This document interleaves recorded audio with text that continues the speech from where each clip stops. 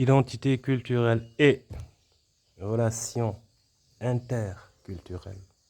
Introduction.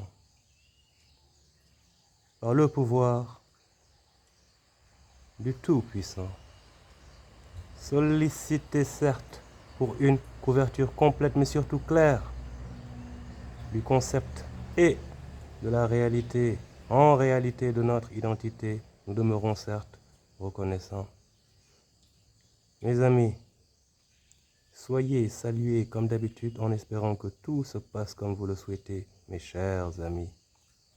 Sans transition familier, nous souhaiterions pour ce jour et ce à venir entamer la deuxième saison de la chaîne en réglant la fondamentale question identitaire. Afin donc de ne brûler aucune étape dans notre mouvement, celui-là même où, vous nous savez, aller, on ne va pas prendre le faux départ. On va se mettre bien pour bien cerner ce que sont et comment sont paramétrés les vecteurs actifs du changement, celui-là même qui garantira la continuité de nos existences. L'identité donc nous occupera le nombre d'épisodes que cela nécessitera dans les habituels courts formats condensés car, à mon avis mes amis,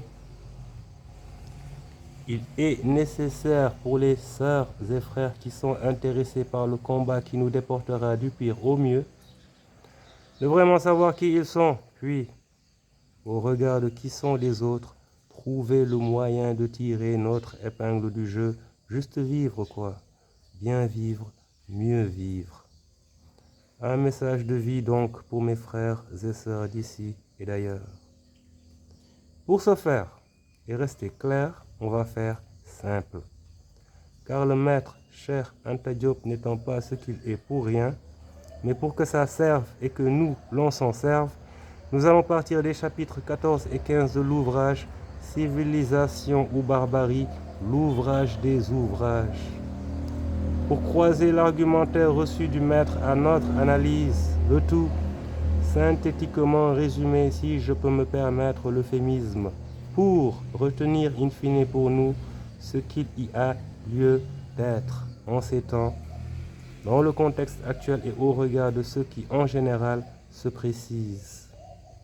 On va donc montrer au maître, en appelant bien sûr sa bénédiction, qu'on reste bien en place pour la poursuite de la bataille, bien au contact, bien à son contact, pour pouvoir ensuite améliorer et garder le contact entre nous, en maintenant intact l'identité retrouvée, ce qui nous permettra de recentrer l'intérêt de nos prochains contacts dans notre intérêt. Il y a lieu de se montrer reconnaissant pour ce legs intemporel caractérisé par l'abondance en qualité et quantité du contenu, notre trésor.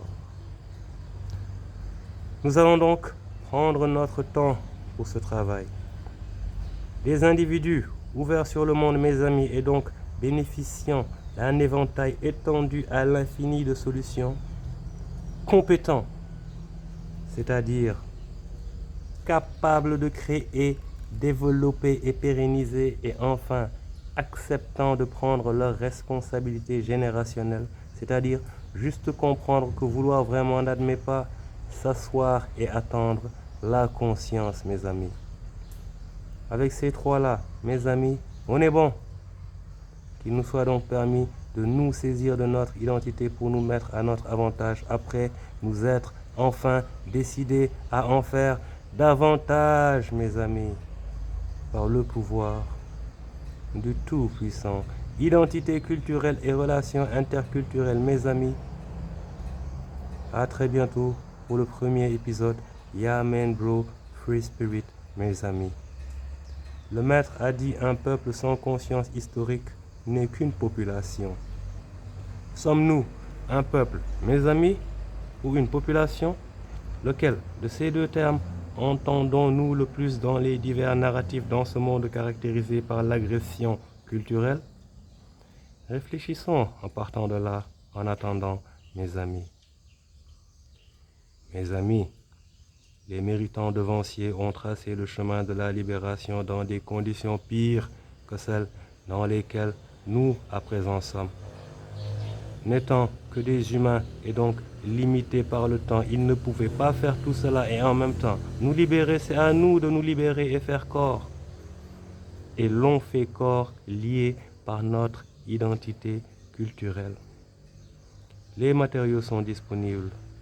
Il faut donc des maîtres pour réaliser et livrer les ouvrages, mes amis, le chantier de nos vies, l'enjeu générationnel de notre temps. Seule la lutte libère.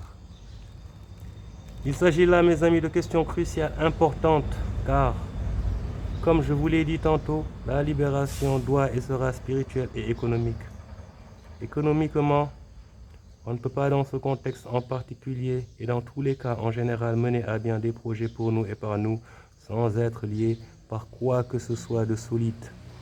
Et le nationalisme des micro-États fragmentés post-Berlin, ce n'est pas du solide, mes amis. Pour faire du solide, cet état de fait est indispensable à la captation et la ventilation optimale du concours de la diaspora qui n'a rien fait d'autre que suivre les richesses extorquées de leur sol où elles ont atterri et qui, dans certaines mesures comme l'oppresseur, dispose du pouvoir monétaire pour acquérir des actifs et investir à moindre coût. Car comme je vous l'ai dit, c'est l'objectif des dévaluations. Ce faisant, nos sœurs et frères arrêteront de se faire berner, de se faire tromper et voler par ceux d'ici grâce au lien qui naîtra de l'identité culturelle retrouvée et de la conscience d'une histoire sans discontinuité. Et eux-mêmes arrêteront de nourrir l'idée de ne rechercher qu'un vulgaire point de chute pour vivre mieux que dans le froid à moindre coût. C'est de cela qu'il s'agit, entre autres. Et la terre-mère ne peut pas s'auto-développer pour ses enfants. Ses enfants se doivent de la respecter et de l'entretenir. Ceci donc, entraînant cela et passant nécessairement, voire obligatoirement par là, mes amis. Free out.